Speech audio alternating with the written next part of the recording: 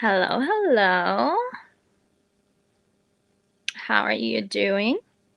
There we go. Awesome. Hello, everyone. We're gonna start a new thing now. I will be going on 3 different channels, not only in our private Facebook group for the podcast recording, but also on our page and on our YouTube channel. That way we don't have to do extra work to post the material there, right? Say hi if you're here. Let me know how are you doing. I may look like a mess, but that's called life. Anyway, today I want to talk to you about saying yes to your dreams. And if you're watching me, you're probably thinking, Katya, what the fuck? It sounds so cheesy. Everyone's talking about saying yes to your dreams, and I keep saying yes, and I keep saying yes, and I keep saying yes, and my dreams are still not fulfilled. So I want to share some tips with you that I have learned and experienced throughout my own life, and I'm really I'm really wanting and intending for this to be something that you would take and incorporate into your own life as well. Back actually ever since I was little, I was such a big dreamer. I created these plots, and it's so interesting that now I am in my 30s and I'm teaching about daydreaming. And it seems like when we were kids, we were doing that um, without even trying, right? Like it was so easy for us to go and daydream, and that was part of our day, part of our routine, and we never questioned whether we are wasting our time. We never questioned, like, that was part of our fantasy. We as little kids used to be living within our fantasy, and we were creating those fantasy plots and fantasy scenarios that we ourselves lived out, right? And when we became adults, the adulting happened, right? Who can relate? Who can relate? The adulting happened. And we decided all of a sudden, you know what? It's like daydreaming doesn't make sense. I would rather go earn some money and work and plan and hustle. I have my own opinion on the hustling side of things, right? I'm not going to share that with you. It's not within the scope of this talk. However, as far as daydreaming is actually your main and only work that you should be performing. And if you don't mind, let me go ahead and close the door because my dog spotted that there is some action and I'm talking, and now she no longer wants to sleep and she whines. So let me go ahead and close the door real quick. I'll be right back.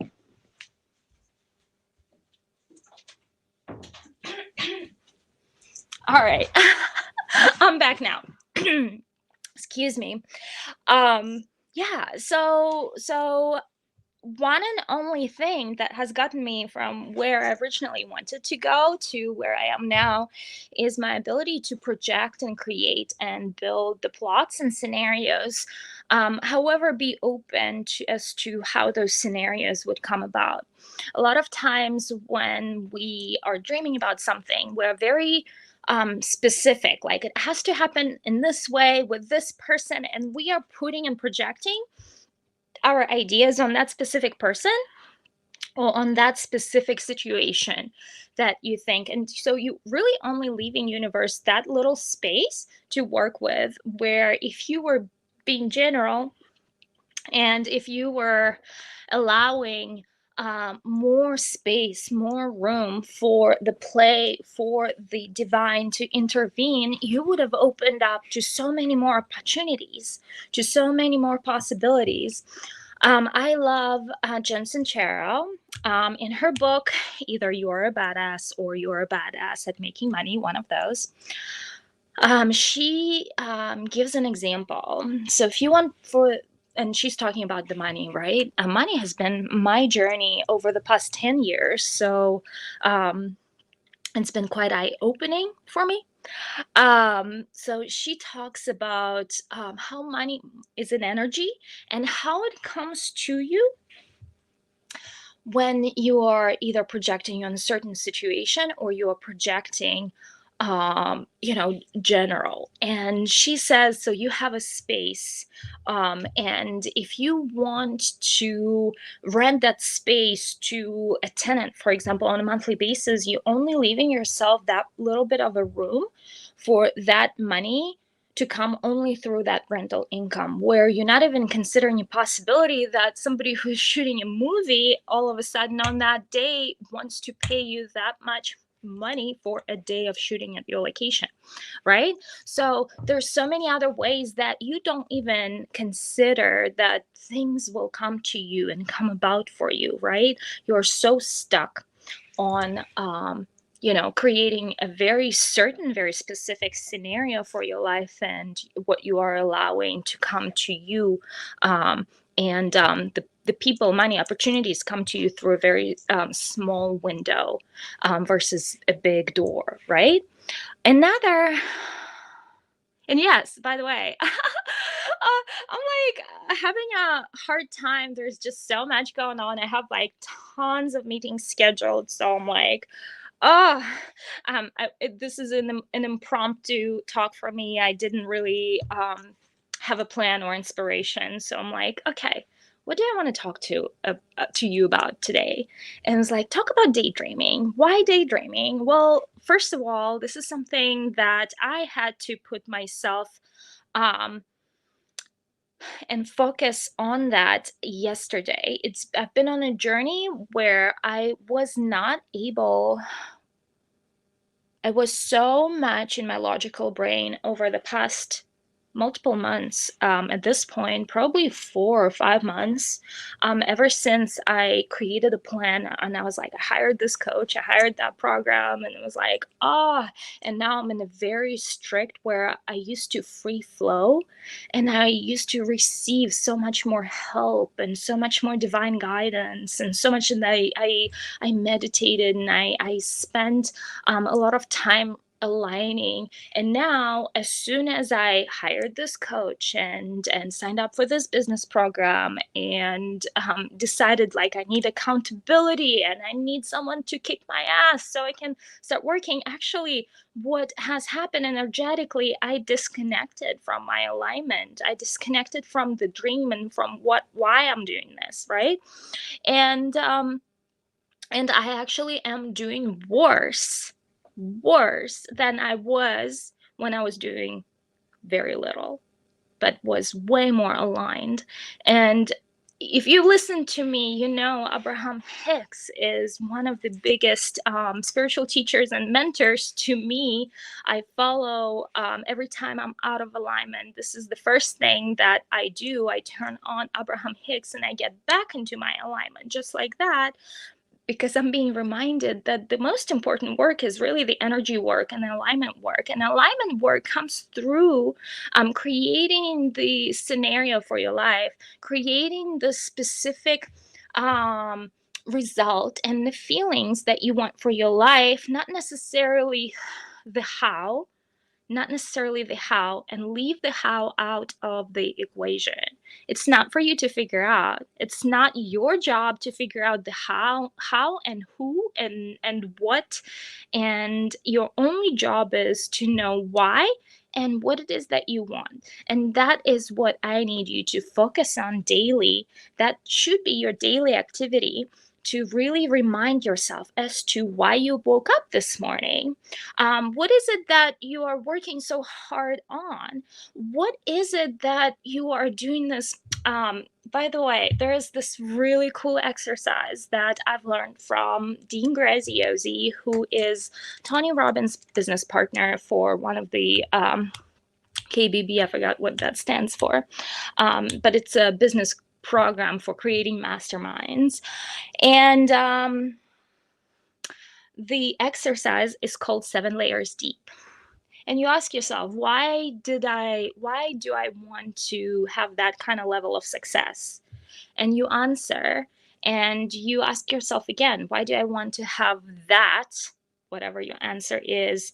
And you do that 7 times until you really reach to the really deep root as to why you want this and what is it that you want. And that could be fear of never going to that place where you were before, which is for me, in on so many levels. And it is also coming down because I am so connected to my purpose here on earth as a spiritual being and a spiritual teacher. I know why I came and I know what my purpose is, and I feel it very deeply within myself. I'm very much connected, and I have to remind myself because I came for this every morning. Like it's a double blessing, right? Yes, I'm creating these transformation for people and for women, and yet I am receiving the energy exchange back, and I'm receiving all the blessings that come through running a business, and on the other hand, it's really serving my purpose. And what I really want for you to take home is that you can serve your purpose, and you can have the success and the money and opportunities that you're dreaming for yourself, right? So when you say yes to your dreams, this is what you do. First of all, you get very clear on what it is that you really want, right? So, step number one, you want to be very clear on what it is that you want. And you may be very clear, and you may be understanding what it is that you're creating. But let's say a week passes, 2 weeks passes, a month passes, and you realize that you have disconnected from that clarity. And that is what happened to me over the past 3, 4, 5 months, that I've been stuck in the doing and hustling mode and totally disconnected from why I'm doing this, what is my daily energy work. And I am so adamant right now to get back into that spiritual work. Like, I've been doing spiritual work, but it wasn't the alignment work that I've been doing. I've been doing the clearing work. Yes, there's a lot of shit and triggers that came for me because I started failing more and started doing more. I was more out there. That means I failed more. I had more emotions, more triggers, more negativity to deal with, as much as I got more positivity and this and that and met new people. So it's like it comes hand in hand. You got to take both the good and the bad with it. Like, you can't just pick one, right?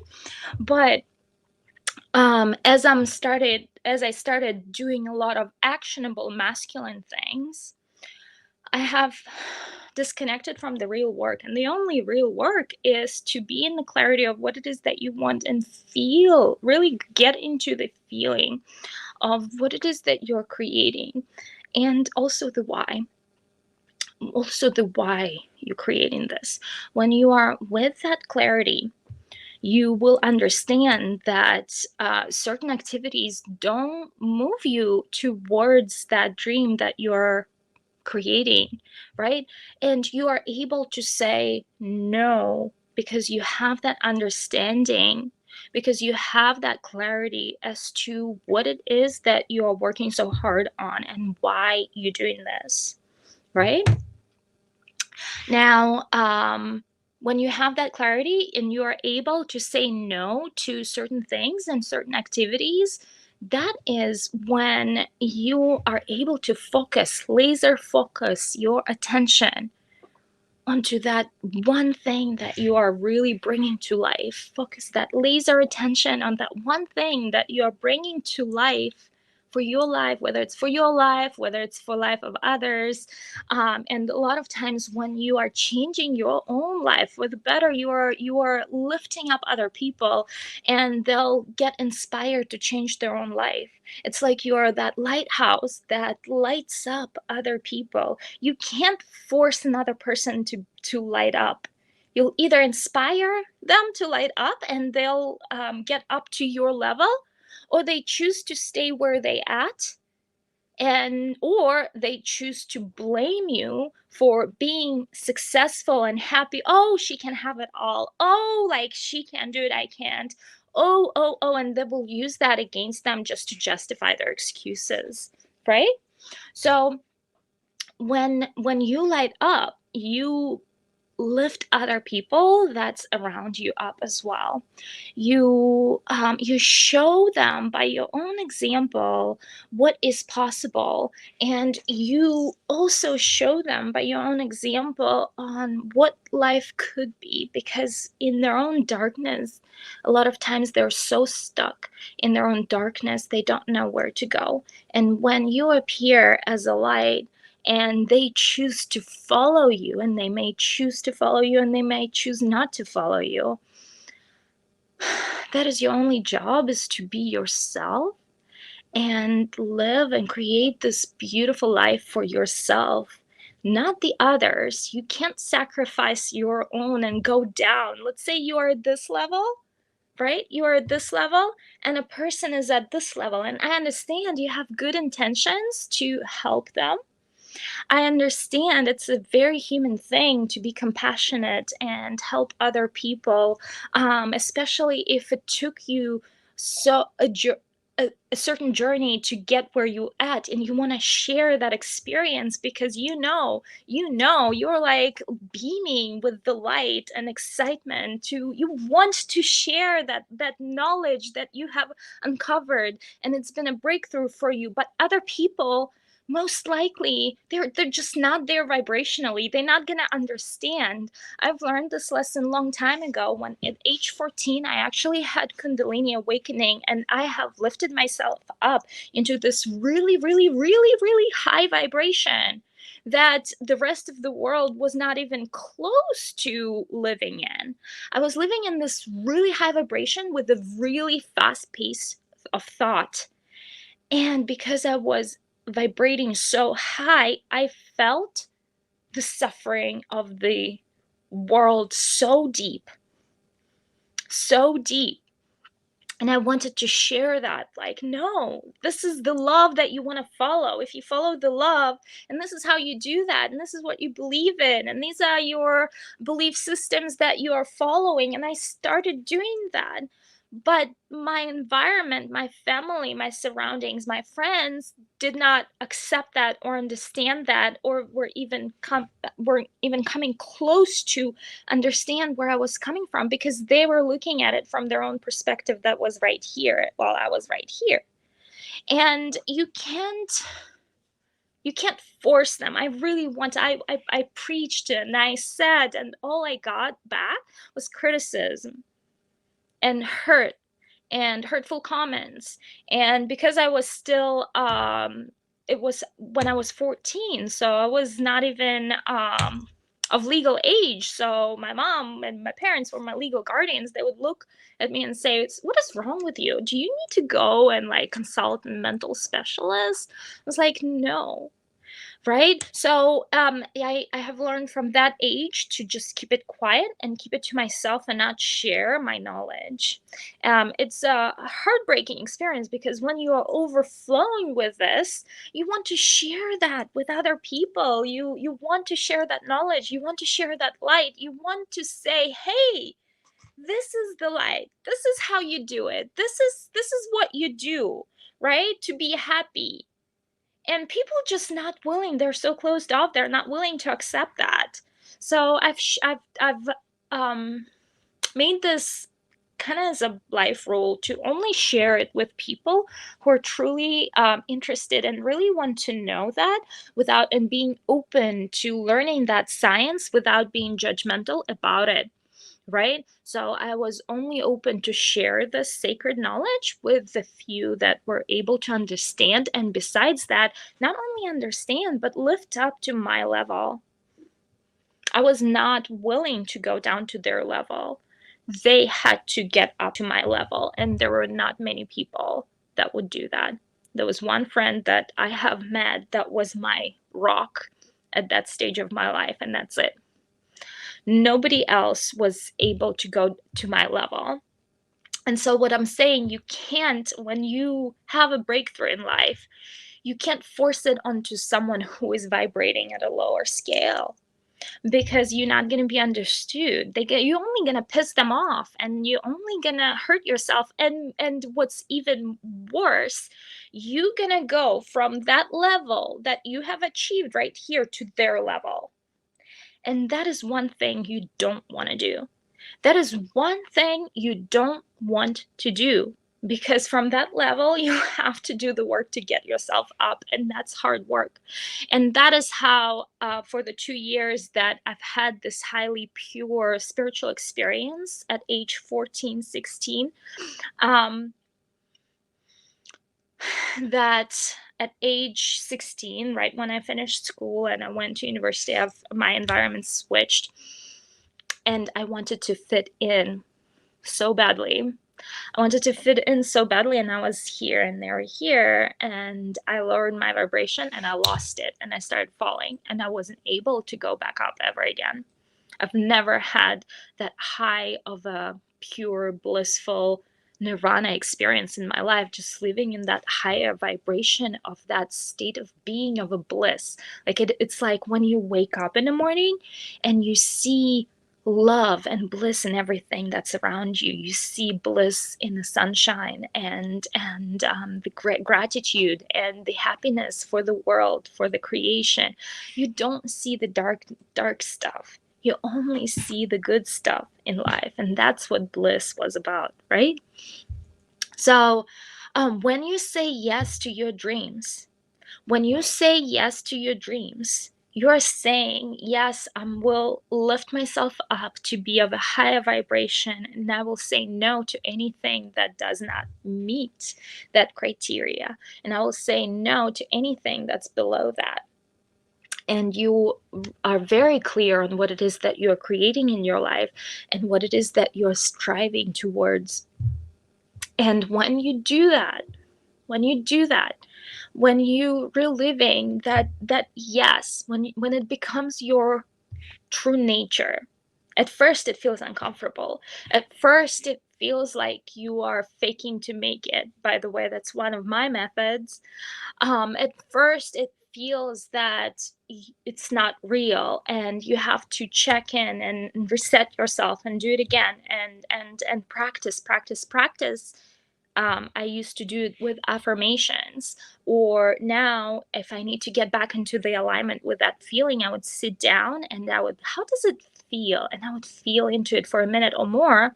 And when I do it for a minute or more thoughts that are similar will come to me, and I start creating these plots, and I go into daydreaming mode.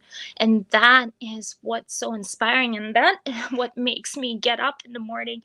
And if I connect with that energy, with that dream, with that idea that what I'm doing is exactly for what I'm daydreaming about, that what motivates me, right? Grant Cardone once said that if you are waking up or going into burnout mode, that means you are not connecting to bigger dreams, or your dreams are not big enough.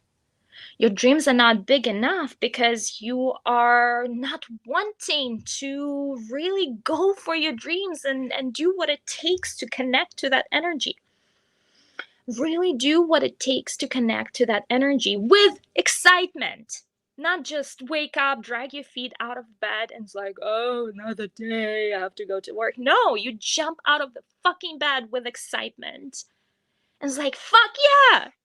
I'm doing this. I'm doing this right now. I'm doing this today, and I'm going for my dreams because my dreams are worth it, and they're big enough. They're grand. They're massive. They scare the shit out of me. And that is when you wake up with that kind of idea, and that is when you are so motivated to do what it takes and go through all the hurdles and go through all the bullshit that it requires to get there. Only with this invisible idea of what your dreams are about. Only then you are so focused on the dreams that you are not noticing all the negative stuff or depression, or like you are so focused on that one dream, or the big life, or the big picture, that you have no time for depression.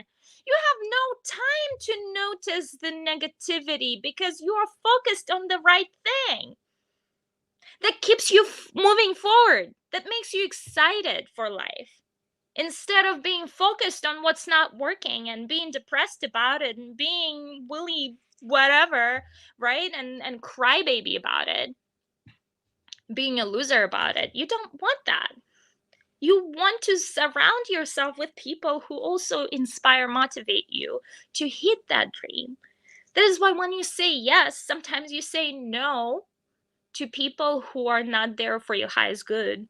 That's why a lot of times when you are determined to change your life, you pretty much are cutting ties with all of your negative environment or negative influence that you had. It's hard, yes. And I've never said it was easy, but that's what you have to do if you really are committed to making a change in your life, right? Um, I'm gonna summarize and give you a few pointers that we have talked about today because I actually have another meeting that I need to be attending very soon today. When you say yes to your dreams, you're saying no to anything that is not in alignment with that goal, with the beautiful life that you are creating for yourself. You are saying no to people who are not in alignment with that. You are saying no to also people who are not on the same level with you vibrationally. And you are saying yes to for new people to come in, because when student is ready, teacher appears, right? When you are ready to fulfill your dream and you don't know how, the teacher appears and you're gonna know, yes, it is when some situation, something comes to you and you know in your heart that this is a yes, this is a hell yes. And my principle, my own principle is, if it's not a hell yes, it's a no. Because if I'm wishy-washy about it, that's a no. If I'm doubting certain things, it's a no. If it's not a hell yes, it's a no. So if the teacher appears and it's not a hell yes, it's a no. If the people who come to your life are not a hell yes, it's a no. You're cutting so much. This is when your boundaries come to play, right? This is when you learn how to set those boundaries in a very strict manner, in a very protective manner, protective of your own energy and protective of your own vibration. Because what we've shared today is that if you are not protecting where you at, you're going to get down to where they are. And from where they are, you can't create. From where they are, you can't create. You can only create from where you are right here. That's the only place you can create from. You can't go down and create from that place of lower vibration. You can only create from that place. Be very protective and selective with who you share that dream with, too, because they can spit on it and then you're devastated. Be very selective. In fact, keep it very secret to your heart. Don't share it with anyone. Cherish and nourish that, because this is your sacred dream. It's a law. Every single dream, if you focus on it long enough, comes to life. Allow for it to come to life. Receive when it comes to life. Don't block it when it comes to life.